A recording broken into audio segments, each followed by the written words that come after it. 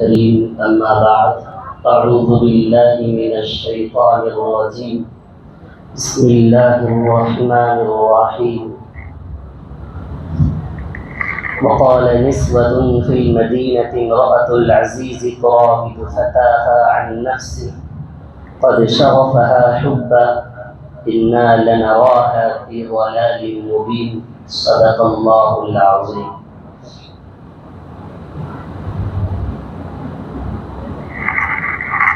حاضرین محترم، کل ہم لوگ سورہ یوسف کے اس واقعے میں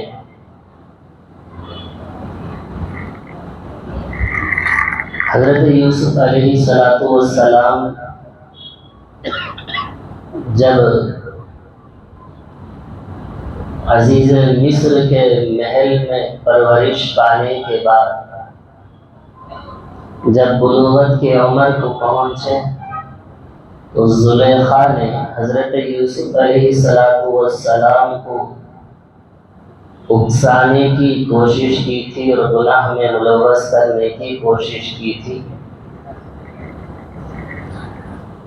مگر حضرت یوسف علیہ السلام تمام دروازے بند ہونے کے بعد بھی وہاں سے بھاگ نکلے اور اللہ تعالیٰ نے انہیں اپنے فضل سے اور اپنی قدرت سے تمام دروازے خود بخود کھل گئے تھے۔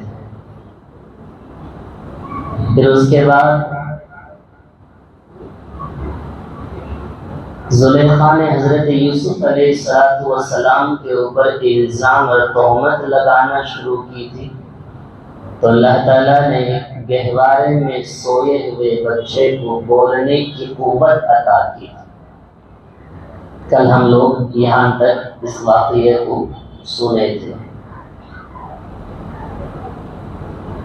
کل میں یہ بتلایا تھا کہ اللہ تعالیٰ نے 4 ایسے بچے ہیں جو گہوارے میں دودھ پیتے بچے کو اللہ تعالیٰ نے بولنے کی قوت عطا کی ہے۔ ایک حضرت یوسف علیہ السلام کا یہ واقعہ، نمبر 2 حضرت عیسیٰ علیہ السلام، نمبر 3 بنی اسرائیل کا ایک عابد ابن جریج کے نام سے ایک آدمی تھا جس کی بھی عفت اور پاکدامنی کی گواہی ایک بچے نے دیا، اور اسی طرح فرعون کے زمانے میں فرعون کی بیٹی کی باندی اور جس کا ایک بچہ دودھ پیتا بچہ جس نے بھی گواہی دیا۔ 4 واقعے ایسے ہیں۔ تو کل میں یہ بتا رہا تھا کہ وہ ان بچوں کے متعلق کچھ واقعات بھی آپ حضرات کے سامنے اس واقعے کے تحت میں ذکر کر دوں، بڑا ہی مناسب رہے گا۔ سب سے پہلا واقعہ حضرت عیسیٰ علیہ السلام کا، جیسے کہ الحمدللہ آج ہم نے سورہ مریم بھی سنا، تو سورہ مریم میں وہ واقعہ موجود ہے حضرت عیسیٰ علیہ السلام کا۔ جب اللہ تعالیٰ نے حضرت عیسیٰ علیہ السلام کو بغیر باپ کے پیدا کیا، حضرت جبرائیل کے ذریعے سے روح پھونکی گئی تو حمل ٹھہر گیا، اور اللہ تعالیٰ نے حضرت مریم علیہ السلام کو ایک اور جگہ جا کر ٹھہرنے کا حکم دیا، کھجور کے درخت کے نیچے۔ تو کہا گیا کہ فَكُلِي وَاشْرَبِي وَقَرِّي عَيْنًا، اس درخت کے پاس ٹھہر جانا اور یہاں کے پھل وغیرہ پانی جو نہر کا پانی ہے پی لینا، اور کھجور کا درخت کے سائے میں ہے تو کھجور کھا لینا، تو یہاں آپ کو اللہ تعالیٰ نے ایک بچے سے نوازے گا۔ فَأَتَتْ بِهِ قَوْمَهَا تَحْمِلُ، جب حضرت عیسیٰ علیہ السلام پیدا ہوئے، فَأَتَتْ بِهِ قَوْمَهَا تَحْمِلُ، اس بچے کو لے کر، واقعہ بہت لمبا ہے، میں تفصیل پر نہیں جا رہا ہوں بلکہ مختصر سے واقعہ بتانا چاہوں گا۔ جب سورہ مریم آئے گا تو انشاءاللہ سورہ مریم مکمل تفصیلی واقعہ حضرات کی خدمت میں انشاءاللہ۔ فأتت به قومها تحمل، جب اس پیدا ہوئے بچے کو لے کر ہاتھ میں گود میں لے کر اپنی قوم کی جانب آئی، لوگوں نے دیکھ کر کہا قالوا یا مریم لقد جئت شیئا فریا، کہ مریم یہ کیا ہو گیا تجھے؟ یا اخت ہارون ما كان ابوك امرأ سوء وما كانت امك بغيا، تیرے ماں باپ تو بدکار نہیں تھے نا، یہ بچہ کہاں سے آ گیا؟ تیری شادی بھی نہیں ہوئی، تیرے ماں باپ بھی بدکار نہیں تھے، تو کسی بدکار ہوگی؟ تو اس وقت اللہ تعالیٰ نے کہا تھا کہ لوگ کچھ بھی کہے تو جواب نہ دینا، یا اخت ہارون ما كان ابوك امرأ سوء وما كانت امك بغيا، صرف اس بچے کی جانب اشارہ کر دینا تھا، اشارت الیہ، حضرت مریم علیہ السلام نے بچے کی جانب اشارہ کر دیے، لوگوں نے کہا قالوا کیف نکلم من کان فی المہد صبیا، یہ بچہ گود میں کیسے بات کرے گا؟ تو اللہ تعالیٰ نے حضرت عیسیٰ علیہ السلام کو بولنے کی قوت اور صلاحیت سے نوازا تھا۔ قال انی عبد اللہ، حضرت عیسیٰ علیہ السلام کہنے لگے میں اللہ کا بندہ، آتانی الکتاب وجعلنی نبی، اللہ نے مجھے کتاب عطا کے مجھے نبی بنایا، وجعلنی مبارکا اینما کنت واوصانی بالصلاۃ والزکاۃ ما کنت حیا، اللہ تعالیٰ نے مجھے نبی بنایا، نماز کا حکم دیا، روزے کا حکم دیا جب تک کہ میں باحیات ہوں۔ تو اس وقت میں اپنی ماں کی عفت اور پاک دامنی کے لیے، حفاظت کے لیے اللہ نے حضرت عیسیٰ علیہ السلام کو قوت گویائی، بولنے کی قوت سے نوازا تھا۔ وہ ایک واقعہ حضرت عیسیٰ علیہ السلام کا۔ دوسرا واقعہ ہے ابن جریج، یہ بنی اسرائیل کے ایک بڑا عابد تھا جس نے ایک چھوٹا سا عبادت خانہ بنایا تھا، اس میں عبادت میں مشغول تھا۔ اس کی ماں آئی اور یہ عبادت میں مشغول ہے، بلا رہی ہے ابن جریج، اور یہ نماز میں دل میں سوچ رہا ہے کہ میں نماز عبادت کو چھوڑوں یا اماں کی خدمت میں جاؤں، نمازی میں مشغول رہوں۔ تو یہ سوچ ہی میں نمازی میں مشغول ہو گیا، ماں ناراض ہو کر چلی گئی۔ دوسرے دن ماں آئی اور کہہ کر پکار رہی تھی بیٹا، اس نے نمازی میں مشغول رہا، نماز چھوڑنے کو اسے گوارا نہیں ہوا۔ تیسرے دن بھی ماں آئی، ماں اس کے پکاری تو اس نے نماز کو نہیں چھوڑا بلکہ نماز ہی کی حالت میں رہا۔ تو تیسرے دن جب ماں گئی تو ماں کو ناراض ہوئی، ماں نے ایک بد دعا کہہ کر نکل گئی۔ وہ بد دعا یہ تھی کہ اللہ تعالیٰ تجھے کسی بدکار عورت کے ساتھ تیرا پلہ پڑ جائے، کسی بدکار ایک زانیہ عورت کا تیرے ساتھ رشتہ ہو جائے، غلط کام کی جانب اشارہ ہے۔ ماں یہ بد دعا کہہ کر چلی گئی تو مسجد کے قریب میں ایک چرواہی، ایک عورت بکریاں چرانے والی، یہ ماجرا دیکھتی رہی اور حضرت عابد جریج ان کے پاس گئی اور جا کر غلط کام کی طرف بلا رہی تھی کہ آؤ۔ جریج جو کہنے لگے میں اللہ سے ڈرتا ہوں، میں اس طرح کا غلط کام تیرے ساتھ ہرگز نہیں کروں گا۔ تو عورت ٹھان لی کہ اب جریج کے ساتھ کوئی ہم لوگ ایک نیا رویہ اور مکر کرنا ہے، کوئی ایسا طریقہ اپنائیں گے جو جریج کو اپنے گناہوں میں ملوث کر لینا ہے۔ تو قریب میں جو چرواہا تھا، اس چرواہے سے اس کی بات چیت ہو گئی اور اس چرواہے کے ساتھ منہ کالا کیا، زنا کیا اس عورت نے، اور وہ عورت حاملہ ہوئی اور اس سے بچہ ہوا۔ اب لوگوں میں یہ مشہور ہو گیا کہ یہ بچہ ابن جریج کا ہے، اور یہ جا کر لوگوں میں کہلانے لگی میرے پیٹ میں جو بچہ ہے، جو حمل ہے، جو بچہ پیدا ہوا ابن جریج کا ہے جو مسجد میں عبادت کرتا تھا۔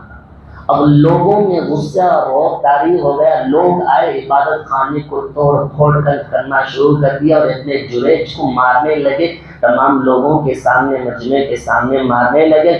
اور ابن جریج کہنے لگے کہ اس بچے کو لے آؤ، تو اس بچے کو لایا گیا۔ تو ابن جریج وضو کیے اور نماز ادا کی نماز ادا کرنے کے بعد ابن جریج نے اس بچے کے پیٹ میں ہاتھ رکھ کر کہا قل من ابو کا، اے بیٹے کہے کہ تیرے باپ کون ہے۔ تو یہاں اللہ تعالیٰ نے ابن جریج کے ایک معجزہ دیا تھا، اور اللہ تعالیٰ یہاں قدرت کا ایک نمونہ ہے۔ تو فوراً دودھ پیتا بچہ فوراً کہنے لگا کہ میرا باپ فلاں چرواہا ہے، میرا باپ فلاں چرواہا ہے۔ تو اللہ تعالیٰ نے اس بچے کے ذریعے سے ابن جریج کی عفت اور پاک دامنی کی حفاظت کیا تھا۔ وہ ایک بچے کو اللہ نے بولنے کی قوت دی ہے۔ تیسرا واقعہ ہے فرعون کے زمانے کا۔ جناب رسول اللہ صلی اللہ علیہ وسلم جب معراج پر تشریف لے کر گئے تھے تو وہاں جنت میں خوشبو مہکنے کی ایک خوشبو مہک رہی تھی۔ اللہ کے نبی نے حضرت جبرائیل سے پوچھا یہ خوشبو کیا ہے، اتنی اچھی خوشبو مہک رہی ہے؟ جبرائیل علیہ السلام کہنے لگے یہ فرعون کے زمانے کی ایک باندی ہے، ان کی اولادوں کی خوشبو جنت سے مہک رہی ہے۔ اللہ کے نبی نے پوچھا کہ کیا واقعہ ہے بتاؤ۔ جبرائیل بتانے لگے یا رسول اللہ یہ جو عورت ہے فرعون کی بیٹی کی باندی تھی، جو ایک مرتبہ فرعون کی بیٹی کو کنگھی کر رہی تھی۔ کنگھی کرتے کرتے کنگھی نیچے گر گئی، تو باندی کنگھی اٹھاتے ہوئے بسم اللہ کہی، اور یہ فرعون کی بیٹی سن لی اور کہی تو بسم اللہ کہی، کیا مطلب ہے بسم اللہ کا؟ تو فرعون کی باندی کہنے لگی بسم اللہ کا مطلب یہ ہے کہ میں اللہ کے نام سے شروع کرتی ہوں۔ تو فرعون کی بیٹی کہنے لگی کہ اللہ کے نام سے؟ کیا تو میرے ابا کو اللہ نہیں مانتی ہے؟ کیونکہ فرعون کہتا تھا نا انا ربکم الاعلی، میں اللہ ہوں، اللہ سے بڑا ہوں، نعوذ باللہ کہتا تھا نا۔ تو فرعون کی بیٹی کہنے لگی کیا میں جا کر اپنے ابو سے بتاؤں؟ تو باندی کہنے لگی بغیر جھجک بغیر ڈرے کہ جا کہہ لے جو ہوتا دیکھا جائے گا، اللہ ہے۔ تو گئے فرعون کے پاس، جا کر بیٹی تمام واقعات سنا دی۔ فرعون نے اس عورت کو بلا بھیجا اور کہا کہ بتا کہ تیرا رب کون ہے؟ تو عورت کہنے لگی باندی کہ میرا رب اللہ ہے اور تیرا رب بھی اللہ ہے، وہی سب کچھ کرتا ہے، تمام چیزیں کرنے والا وہی ہے، پیدا کرنے والا بھی وہی ہے، جلانے والا بھی وہی ہے، صحت دینے والا بھی وہی ہے۔ اللہ کی تعریف کے پل باندھنے لگے اللہ اکبر، بغیر ڈرے بغیر جھجکے کے۔ اس عورت کے دل میں یہ تو تھا کہ اگر میں سچ بات کہوں گی تو مجھے جان سے ہاتھ دھونا پڑے گا، مرنا ہی ہے مجھے۔ تو فرعون کہنے لگا ایسی بات ہے، لوگوں سے کہا کہ اپنے خادموں سے بڑا دیگ لگایا جائے، اس میں تیل ڈالیں اور خوب گرم کیا جائے اس کو، اور اس میں ایک ایک کر کے اس باندی کے بیٹوں کو انگار میں جلتے ہوئے ماں اپنی آنکھوں سے دیکھ رہی ہے۔ سب سے آخر میں ایک دودھ پیتا بچہ اب اس باندی کے چھوٹے سے بچے کو لے کر انگار میں ڈال دیا۔ تو اللہ تبارک و تعالیٰ نے اس عورت کی ایمان کی حفاظت، اتنا مضبوط ایمان تھا نا، مرنے کی حالت میں بھی اللہ کا نام کو لینا نہیں چھوڑا۔ تو اللہ تعالیٰ نے اس کی ایمان کی حفاظت ایسے کی، آگ میں بچہ نہیں جل رہا ہے، بچہ کہہ رہا ہے امی جان کود جاؤ، جہنم کی آگ کے سامنے یہ آگ کچھ بھی نہیں ہے۔ آخرت کا عذاب اللہ کے یہاں ہے، وہ آگ کے سامنے یہ آگ کچھ بھی نہیں۔ ایک چھوٹا سا بچہ جس کو بولنے کی قوت اللہ نے دیا، یہ وہ واقعہ ہے جو جنت میں اللہ تعالیٰ نے ان کی اور اس بندی کی باندی کی خوشبو مہک رہی ہے، دراصل ایمان کی حفاظت۔ تو اللہ تعالیٰ نے 4 واقعہ ایسے بیان کیے جو بچوں کو بولنے کی قوت اللہ تعالیٰ نے عطا کیا تھا۔ یہ واقعہ کل میں بتا رہا تھا جی۔ اب یوسف علیہ السلام کو بادشاہ نے کہا کہ یوسف اعرض عن ھذا، اے یوسف جو بھی واقعہ اب ہوا ہے کمرے کے اندر، اس بات کو کسی سے مت بتلانا۔ واستغفری لذنبک، بادشاہ کہتا اپنی بیوی سے کہ اپنے آپ جو غلطی کی ہے اس غلطی سے پناہ چاہ لے، استغفار کر لے اور یوسف سے پناہ چاہ لے، یعنی یوسف سے معافی چاہ لے۔ انکی کنتی من الخاطئین، بے شک تو بڑی غلطی کرنے والی، تو نے بہت بڑا غلطی کیا ہے یوسف کے ساتھ۔ اب رہا مسئلہ یہاں تک، اب جو کوئی غلطی ہوتا ہے، مسئلہ عورتوں کا ہے، غلطی ہو یا غلطی ہونے کے باوجود غلطیوں کا پھیل جانا تو ٹھیک ہے، غلطی نہ ہو کر بھی غلطی کا پھیل جانا، یہ معاشرہ، آج کا معاشرہ تہمت لگانے میں، جھوٹ بات کے پھیلانے میں، بغیر تحقیقات کے بات کو آگے بڑھانے میں، یہ معاشرہ بہت تیزی میں ہے ان چیزوں کو. جیسے کہ واٹس ایپ ہے ہمارے پاس، فیس بک ہے، کوئی بھی چیزیں آ گئی بغیر تحقیق اس کو فارورڈ کرنے میں بڑا ہی آج کا معاشرہ بڑا تیز ہے.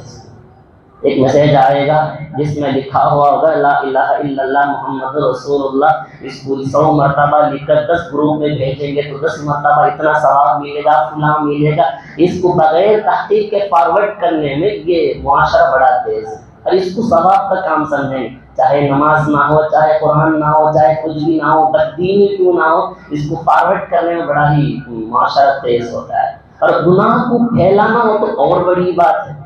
بنگلور میں ہونے والی گناہ کی خبر کرناٹک کو چھوڑ کر آندھرا کو معلوم ہوگی، آندھرا میں ہونے والی خبر تمل ناڈو میں معلوم ہوگی، یہاں رہنے والی خبر سعودی میں معلوم ہوگی. یہ بڑی تیزی سے پھیلتی، تحقیقات کچھ بھی نہیں ہوگا. قرآن پاک خود کہتا ہے کہ تم جو بات کہہ رہے ہو بغیر تحقیق کے اس کو آگے مت بڑھاؤ. قرآن پاک کہتا ہے. اب یہاں حضرت یوسف علیہ السلام کا مسئلہ، آس پاس کے 4-5 عورتوں کو یہ مسئلہ معلوم ہو گیا. اس طرح کا یوسف علیہ السلام کا محلوں میں یہ بات، اس طرح کا غلط کام ہوا ہے. کہتے ہیں کہ وقال نسوة في المدينة امرأة العزيز تراود فتاها عن نفسه. عورتیں آپس میں بات کرنے لگی، کیسی عورت ہے وہ بادشاہ کی بیوی جو یوسف کے ساتھ اس طرح غلط کام کرنے کے لیے آگے بڑھ گئی ہے. کتنی ہمت تھی اس کو کہ وہ اپنے ہی غلام کے ساتھ اس طرح کا غلط حرکت کرنے کی اس کو کتنی جرأت ہو گئی ہے. کہتے ہیں کہ فلما سمعت بمکرہم، زلیخا تمام باتیں سنی، اس نے سوچا کہ ایک کام کرتے ہیں، جو عورتیں مجھ پر اس طرح کے طعنے کس رہے ہیں ان کو ایک مرتبہ ہمارے محل میں کھانے کی دعوت کے لیے بلائے. فارسلت الیہم، ان کو بلایا گیا. فاعددت لہن متکئا، ان کے لیے دسترخوان بچھائی گئی، دسترخوانوں میں پھلیں رکھے گئے. فآتت كل واحدة منهن سكينا، ہر پلوں کے ساتھ ایک چاقو رکھا گیا. وقالت اخرج علیہم، تمام عورتیں آ گئی، دسترخوان پر بیٹھ گئی، تمام کے ہاتھ میں پھل ہے اور چاقو بھی ہے. حضرت یوسف کو ایک کمرے میں ٹھہرا دیا گیا. حضرت یوسف کو معلوم نہیں ہے کہ یہ عورتیں آئی ہیں، بند کر دیا گیا ہے. دسترخوان بچھانے کے بعد عورتوں کو حکم ہوتا ہے کہ یوسف کو بلاؤ. چلے میں حضرت یوسف تشریف لے آتے ہیں. کیا ہوتا ہے مسئلہ دیکھیں. فلما رأینہ اکبرنہ وقطعن ایدیہن، جب حضرت یوسف علیہ السلام کمرے سے باہر نکل کر آ رہے ہیں، پورے عورتوں کے ہاتھ میں پھل اور چاقو ہے، اور انہوں نے حضرت یوسف کے چہرے کی خوبصورتی کو دیکھ کر پھل کاٹنے کے بجائے اپنی انگلیاں کاٹ لی. کہتے ہیں کہ وقطعن ایدیہن، اپنی انگلیاں کاٹ لی. وقلن حاش للہ، اور قرآن کہتا ہے کہ وہ عورتیں حضرت یوسف کو دیکھ کر کہنے لگے واہ سبحان اللہ کیا چہرہ ہے. کہنے لگی ما ھذا بشرا، یہ کوئی معمولی انسان نہیں ہے. کہتے ان ھذا الا ملک کریم، شاید بے شک یہ تو کوئی فرشتہ ہے، یہ معمولی انسان نہیں، اتنا خوبصورت ہے. اس واقعے کو حضرت عائشہ صدیقہ رضی اللہ عنہ فرماتی ہیں مصر کی عورتیں حضرت یوسف کی خوبصورتی کو دیکھ کر اپنی انگلیاں کاٹ لی. اگر میرے حبیب کے چہرے کو دیکھ لے تو اپنے سینے کو چیر لے. میرے حبیب پاک صلی اللہ علیہ وسلم کی خوبصورتی تمام نبیوں سے زیادہ تھی. ہاں اللہ تعالیٰ نے حضرت یوسف کو خوبصورتی عطا کیا، پورے عالم کے لوگوں کی آدھی خوبصورتی حضرت یوسف کا اللہ نے دیا ہے، مگر پورے نبیوں کے امام اللہ نے حضرت اللہ کے حبیب صلی اللہ علیہ وسلم کو بنایا. اور ایسا خوبصورت چہرہ، صحابی کہتے ہیں میں کبھی اللہ کے نبی کے چہرے کو دیکھتا ہوں، کبھی چاند کو دیکھتا ہوں، واللہ خدا کی قسم چاند سے بھی زیادہ خوبصورت میرے نبی کا چہرہ تھا. یہ تو حضرت یوسف کے خوبصورتی کو دیکھ کر انہوں نے انگلیاں کاٹی. اس کے بعد فرماتے قالت فذلکن الذی لمتننی فیہ، وَلَقَدْ رَاوَدتُّهُ عَن نَفْسِهِ فَاسْتَعْصَمَ. عورتیں کہنے لگی ہاں شاید اسی خوبصورتی کو دیکھ کر ہی حضرت زلیخا نے حضرت یوسف کے پاس پھسل گئی. خوبصورتی ہے.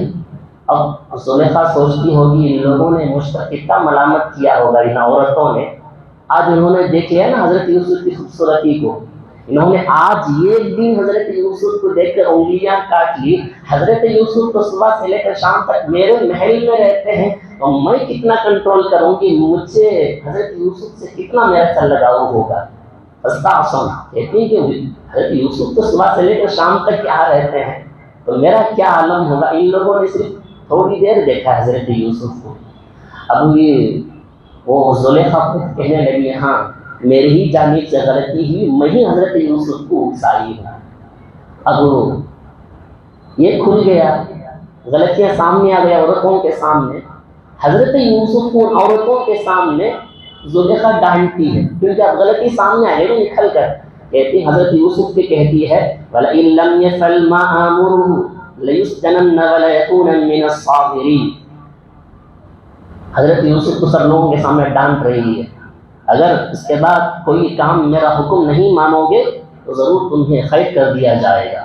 حضرت یوسف کو دھمکا رہی لوگوں کے سامنے. اور ان لوگوں عورتیں جو کیا کہہ رہی ہیں وَلَيَكُونًا مِّنَ الصَّاغِرِينَ، جانے کے وقت میں وہ عورتیں کہہ رہی ہیں زلیخا جو کہتی ہے اس کا بات ماننا وہ تیری احسان ہے، تیرے احسان مند ہے، اس کے باتوں کو مان کر رہنا. حضرت یوسف علیہ السلام دیکھے یہ تو پورا کایا پلٹ گیا ہے. آئیے عورتیں دعوت میں مگر چاہتے ہوئے گناہ کی طرف، گناہ کے کام کرنے کے لیے مجھے کہہ کر جا رہی ہیں. تو حضرت یوسف علیہ السلام دل ہی دل میں سوچنے لگے یا اللہ قال رب السجن احب الی مما یدعوننی الیہ. حضرت یوسف علیہ السلام کہنے لگے اب مجھے محل میں رہنا میرے لیے مناسب نہیں ہے کیونکہ اب یہ گناہ کا اڈا بن چکا ہے. عورتیں جو آئی تھیں اگر میری تائید کرتی تو اچھا تھا، زلیخا کی تائید کر کے گئی ہیں اور یہ کہہ کر جا رہی ہیں کہ زلیخا کی بات کو ماننا. اب زلیخا یہ کہہ رہی ہے کہ اگر خدا نہ کرے تم میری بات نہیں مانو گے تم کو سخت سزا دی جائے گی اور قید بھی کیا جائے گا. حضرت یوسف سوچنے لگا یہاں رہا تو پھر میرے ایمان کا سودا ہو جائے گا، میں گناہ میں ملوث ہو جاؤں گا. اللہ سے دعا کر رہے اللہ قال رب السجن احب الی مما یدعوننی الیہ. اے اللہ مجھے یہاں رہنے سے بہتر ہے کہ قید میں رہنا ہے میرے لیے اچھا ہے، اللہ تو مجھے قید کر دے. فإلا تصرف عنی کیدہن، اگر تو قید نہ کرتا نعوذ باللہ تو میں تو گناہ میں ملوث ہو جاتا.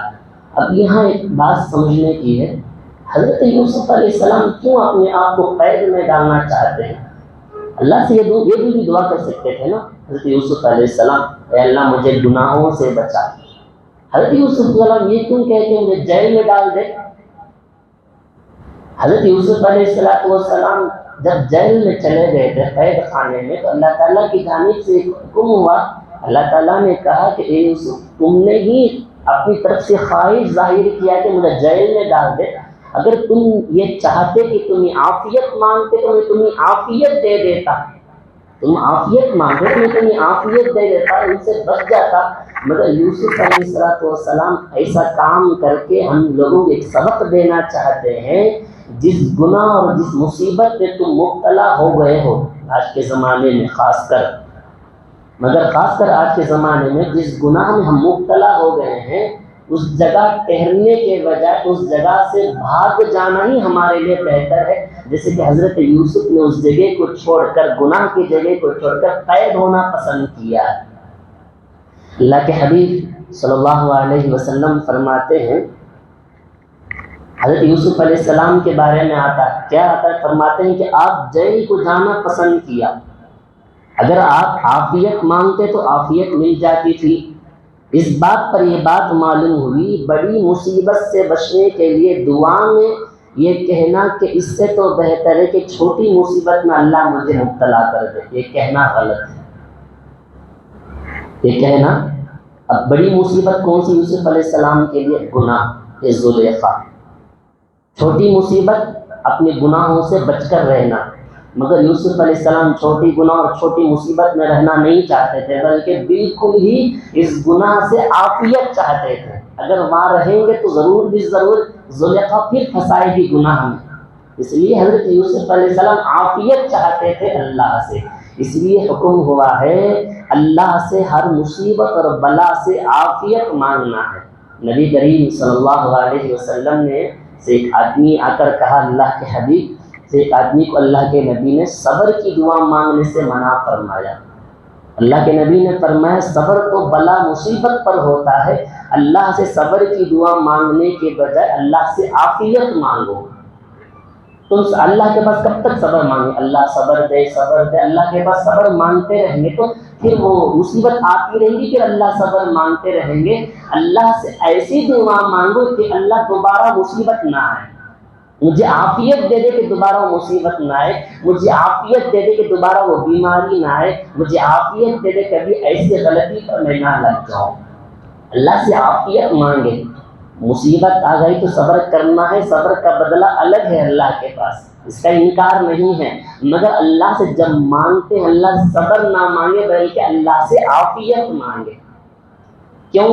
مصیبت آئے گی تو آپ صبر کرتے رہیں گے، کتنا صبر کریں گے آپ؟ کبھی صبر کا یہ بھی وزن ہو جاتا ہے، صبر مانتے مانتے صبر کرتے کرتے وقت ہی گزر جاتا ہے۔ اس لیے اللہ سے عافیت مانگے تاکہ اللہ بیماری پھر دوبارہ نہ دے، اللہ سے عافیت مانگے اللہ تعالیٰ تاکہ دوبارہ اس مصیبت میں مبتلا نہ کرے، تو اللہ سے عافیت مانگنا ہے۔ جی اس کے بعد ایک اور ایک واقعے کی طرف آپ کو ایک اشارہ کرنا چاہتا ہوں۔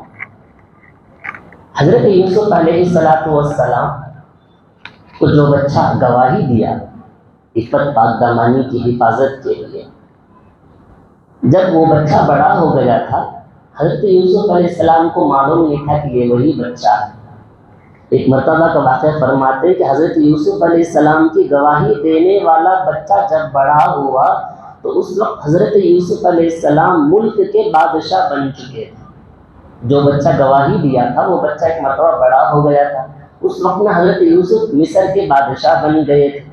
لوگ ان کے پاس غلہ لینے آتے تھے حضرت یوسف کے پاس علیہ السلام، اس وقت وہ بچہ بھی ان سے غلہ لینے آیا، لوگوں نے اس کو ترتیب کے مطابق غلہ دے دیا، اس نے کہا جی مجھے زیادہ غلہ چاہیے، وہ بچہ کہنے لگا، انہوں نے کہا دیکھیں ہم جتنا غلہ دے سکتے ہیں ہم نے اتنا آپ کو دے دیا ہے، البتہ اگر تم زیادہ چاہتے ہو تو اس کا اختیار حضرت یوسف کو ہے، ان سے جا کر لے لو۔ وہ بچہ زیادہ پوچھتا تھا، چنانچہ وہ حضرت یوسف علیہ السلام کے پاس گیا اور کہنے لگا حضرت مجھے زیادہ غلہ چاہیے۔ حضرت یوسف نے فرمایا اچھا اسے اتنا غلہ اور دے دو۔ اس نے وہ غلہ بھی لے لیا اور حضرت یوسف سے اور غلے کا مطالبہ کیا۔ حضرت یوسف نے فرمایا دیکھو لوگوں نے بھی تمہیں غلہ دیا ہے جو دستور کے مطابق سب کو ملتا ہے، اس کے علاوہ میں نے مزید اور بھی تمہیں دیا ہے۔ اس بچے نے کہا حضرت آپ کو میرا پتہ نہیں ہے، میں کون ہوں آپ کو معلوم نہیں۔ وہ بچہ کہنے لگا حضرت میں کون ہوں آپ کو معلوم نہیں ہے، اگر پتہ چل جائے تو آپ مجھے بہت زیادہ غلہ دے دیں گے۔ حضرت یوسف نے اس سے پوچھا آپ کون ہیں؟ وہ کہنے لگا حضرت میں وہی بچہ ہوں جس نے بچپن میں آپ کی پاک دامنی کی گواہی دی، اب میں بڑا ہو گیا ہوں اور اب آپ کے پاس غلہ لینے کے لیے آیا ہوں۔ حضرت یوسف علیہ السلام نے یہ بات سنی تو ان کا دل بہت خوش ہوا، اس بچے نے میری پاک دامنی کی گواہی دی تھی، چنانچہ اس وقت آپ نے حکم دیا کہ اس کو اتنا زیادہ غلہ دے دیا جائے، سواریاں بھی دی جائے، لوگ اس کو غلہ گھر پہنچانے آئے۔ لو جی تو یہ وہی بات بن گئی، سواریوں پر غلہ لادا گیا، لوگ اس کو گھر پہنچانے کے لیے تیار ہو گئے، بڑے بڑے لوگوں کے ساتھ ان کی حفاظت کے ذریعے سے حضرت یوسف نے اس بچے کو اس گھر تک پہنچایا۔ اس کے بعد کیا ماجرا ہوا سنیے۔ جب وہ غلہ لے کر چلا گیا تو اس وقت اللہ تعالیٰ نے فرمایا اے میرے پیارے یوسف آپ نے اس بچے کی بہت عزت افزائی کی۔ حضرت یوسف نے جواب دیا اے اللہ یہ وہ بچہ ہے جس نے میری پاک دامنی کی گواہی دی تھی۔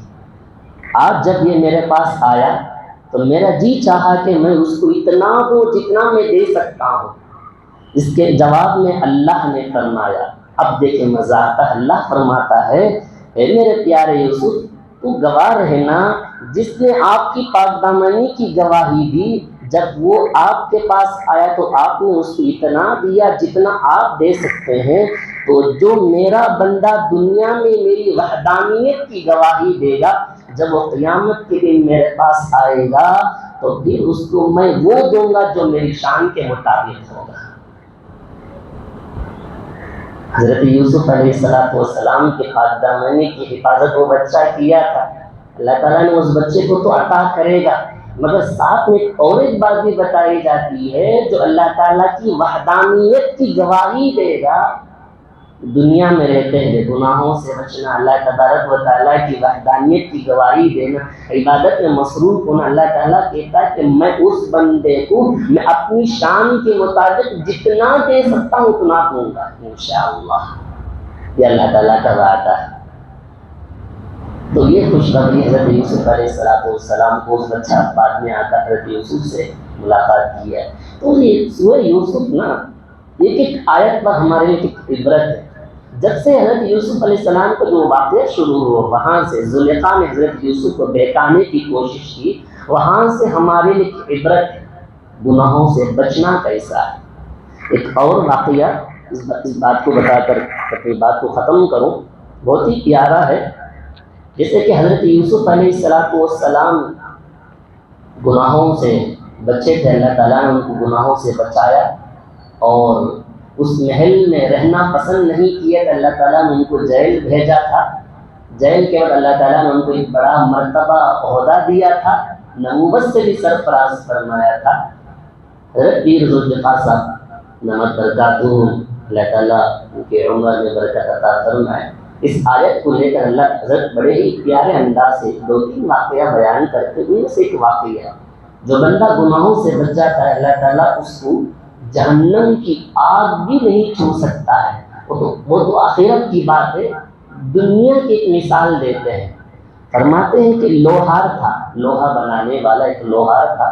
اس آیت کو لے کر قال رب السجن احب الیک مما یدعوننی الیہ، اس آیت کو لے کر تفسیر کرتے ہیں، فرماتے ہیں حضرت ایک لوہار تھا، وہ لوہا کو ہاتھ سے پکڑ لیتا اور اس کے ہاتھ کو نہیں جلاتا تھا، لوہا بناتا تھا اپنے ہاتھوں سے، جب وہ گرم لوہے کو اپنے ہاتھ میں پکڑتا تھا اس کا ہاتھ نہیں جلتا تھا، جیسے ہمارے ہاتھیں ہوتے ویسے سیدھے سادے اس کے لیے ہاتھ ہوا کرتے تھے۔ ایک انوکھی بات ہے، ایک بندہ گرم لوہے کو پکڑے اور آگ اس کو نہ کچھ نہ کہے کچھ نہ کرے۔ اس سے پوچھا گیا بھائی اس کی کیا وجہ ہے؟ اس نے جواب دیا مجھے ایک عورت سے عشق ہو گیا تھا، میں نے اسے بدکاری کی دعوت دی، گناہ کی میں نے اس کی دعوت دی، تو اس کی عوض میں اس کو بہت سارا مال دینے کا بھی اسے وعدہ کیا تھا، لیکن وہ کہنے لگی میرا خاوند موجود ہے، میرا شوہر موجود ہے، مجھے آپ کے مال کی ضرورت نہیں ہے۔ پھر جب اس کا خاوند فوت ہو گیا تو میں نے اس سے کہا اب تو میرے ساتھ نکاح کر لے، اس نے مجھے انکار کر دیا اور کہا کہ میرے چھوٹے بچے ہیں، اگر میں تم سے نکاح کروں گی تیری ضرورتیں پوری ہو جائے گی اور میرے بچے بیکار رہ جائیں گے، تو میرے سے شادی کرنا چاہتا ہی اپنی خواہشات پوری کرنے کے لیے ہے، اس لیے میں اپنے بچوں کو لاوارث چھوڑنا نہیں چاہتی ہوں۔ پھر کچھ عرصے کے بعد اس عورت کو کوئی سخت ضرورت پیش آئی، اس نے میری طرف پیغام بھیجا لوہار کی طرف، میں نے کہا جب تک تو میری پوری مرادیں نہیں کر سکتی جب تک میں تجھے کچھ عطا نہیں کروں گا۔ چنانچہ جب میں گناہ کرنے کے لیے اس کے پاس گیا تو وہ کانپنے لگی، وہ جسم کانپ رہی تھی، کانپنے لگی۔ میں نے اس عورت سے پوچھا تیری کانپنے کی وجہ کیا ہے؟ وہ عورت کہنے لگی کہ میں اللہ سے ڈرتی ہوں جو سب کچھ سننے والا ہے، جو سب کچھ دیکھنے والا ہے۔ یہ سن کر میں نے اس عورت کو چھوڑ دیا۔ اس وقت وہ مجھے کہنے لگی اللہ تمہیں آگ کے عذاب سے نجات دے دے۔ وہ عورت کہنے لگی اللہ تجھے آگ سے نجات دے دے۔ اس پاکیزہ عورت کی زبان سے نکلی ہوئی دعا ایسی قبول ہوئی کہ اس وقت کے بعد سے مجھے دنیا کی آگ بھی نہیں جلاتی اور میں رب العزت سے یہ امید کرتا ہوں مجھے جہنم کی آگ بھی نہیں جلائے گی۔ جیسے کہ کل میں بتایا تھا کہ بندہ جب گناہ کا موقع مکمل ہو، گناہ کرنا چاہتا ہو، اس وقت جب گناہ سے بچ کر اسی وقت میں جو بھی دعائیں مانگتا ہے اللہ تعالیٰ فوراً اس کی دعائیں قبول کر لیتا ہے۔ یہ عمل اللہ رب العزت کے ہاں اتنا مقبول ہوا کہ ایسے بندے کی دعائیں قبول ہوتی ہے۔ یہی وجہ ہے جب سب عورتوں نے حضرت یوسف سے کہا کہ تم زلیخا کی بات مان لو، حضرت یوسف نے دعا کی اے اللہ جس گناہ کی طرف مجھے وہ بلا رہی ہے اس سے تو میرے لیے جیل جانا بہتر ہے۔ اللہ اکبر۔ حضرت یوسف کی استقامت پر یہ روشن دلیل ہے۔ انبیاؤں کے ساتھ اس طرح کا معاملہ بہت سارا ہوا ہے۔ نوجوانی کی عمر کی حضرت ابراہیم علیہ السلام بھی گناہوں سے، وہ واقعہ اصحاب کہف کا، نوجوانوں نے گناہوں سے بچا تھا، اور وہ 3 واقعہ بنی اسرائیل کا جنہوں نے راستے میں چلتے ہوئے بارش کی وجہ سے غار میں چھپ گئے تھے، دیواریں بند ہو گئی تھی، جنہوں نے اپنی 3 نیکیوں کو یاد کیا، وہ گناہ سے بچنے والے جن کی دعائیں قبول ہوئی۔ یہ حضرت یوسف کی یہ دعائیں قبول ہوئی۔ فرماتے ہیں کہ پسند کرنا اللہ کو سجتا ہے۔ اللہ تعالیٰ جو جن بندوں سے اللہ زیادہ محبت کرتا ہے نا، اللہ تعالیٰ انہی کو آزماتا ہے۔ لوگ سمجھتے ہیں اللہ مجھے کیوں آزماتا ہے، کہ اللہ تعالیٰ شاید اللہ تجھے دیکھنا چاہتا ہے، یہ میری عبادت میں اتنا بڑھ کر گیا ہے میں اس کو آزما کر ہی دیکھوں گا۔ فرماتے ہیں ایک بات یاد رکھیں، پسند کرنا اللہ کو سجتا ہے، کسی اور کو نہیں۔ بندوں نے جب کسی کو پسند کیا تو آزمائش آئی۔ مثال کے طور پر حضرت آدم نے قابیل کو پسند کیا، وہ کافر ہو گیا۔ حضرت نوح نے بیٹے کو پسند کیا، وہ بھی کافر ہو گیا۔ آخری وقت میں حضرت نوح نے کہا کہ کشتی پر سوار ہو جاؤ، سوار ہو نہیں سکا۔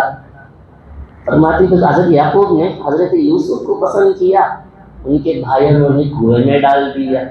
فرماتے ہیں حضرت ابراہیم نے اپنے بیٹے کو پسند کیا، ان کے گلے میں چوری رکھی گئی۔ حضرت یوسف کو زلیخا نے پسند کیا، ان کو جیل کی کال کھوٹی جانا پڑ گیا۔ اسی طرح نبی نے حضرت حسین کو پسند کیا، ان کو کتنی آزمائش مبتلا ہونا پڑا۔ جب بھی بندہ جس چیز سے محبت کرتا ہے اللہ تعالیٰ ان کو آزمائش مبتلا کرتا ہے، آزمائش مبتلا کر کے ان کو ایمان کی تازگی اللہ تعالیٰ دکھانے کی کوشش کرتا ہے۔ تو لہٰذا سورہ یوسف کی ایک آیت میں ہمارے لیے بڑی عبرت ہے، سبق آموز واقعہ ہے۔ یہ واقعہ صرف سننے کے لیے نہیں ہے، جب اس کو مطالعہ کرنے کے لیے شروع کیا تو طرح طرح کی کتابیں ہمارے سامنے آئی۔ خاص کر یہ سورہ یوسف جو واقعہ یہاں سے شروع ہوتا ہے زلیخا کا، یہ ہمارے لیے نوجوانوں کے لیے خاص کر آج کے اس معاشرے میں اپنے اعمال کی، اپنی آنکھوں کی، اپنے کانوں کی گناہوں سے بچنے کے لیے ایک بہترین واقعہ ہے۔ جس طرح حضرت یوسف نے بھاگنے کی کوشش کی، گناہوں سے بچنے کی کوشش کی، جس طرح حضرت یوسف نے یہاں رہنے کے بجائے جیل میں رہنا پسند کیا۔ جب انسان گناہوں سے بچتا ہے نا، اللہ تعالیٰ اس کو بلند مقام اور مرتبہ عطا کرتا ہے، جیسے کہ حضرت یوسف کو اللہ نے بلند مقام عطا کیا اور مصر کا بادشاہ بنایا۔ یہ خدا کا وعدہ ہے، اللہ تعالیٰ یہ کام کر کے ہی لیتا ہے۔ آخر میں ایک بندے نے سوال کیا، دعا قبول ہونے کی نشانی کیا ہے؟ ویسے تو دعا قبول ہونے کی کوئی خاص نشانی نہیں ہے۔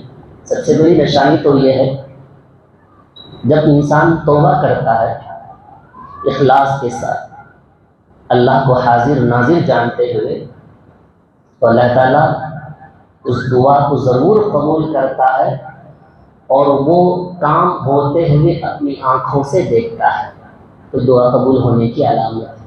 دوسری علامت دعا قبول ہونے کی، جب بندہ دعا کرتا ہے، توبہ کرتا ہے، اللہ تعالیٰ اس سے ہونے والی بڑی مصیبتوں سے نجات دے دیتا ہے۔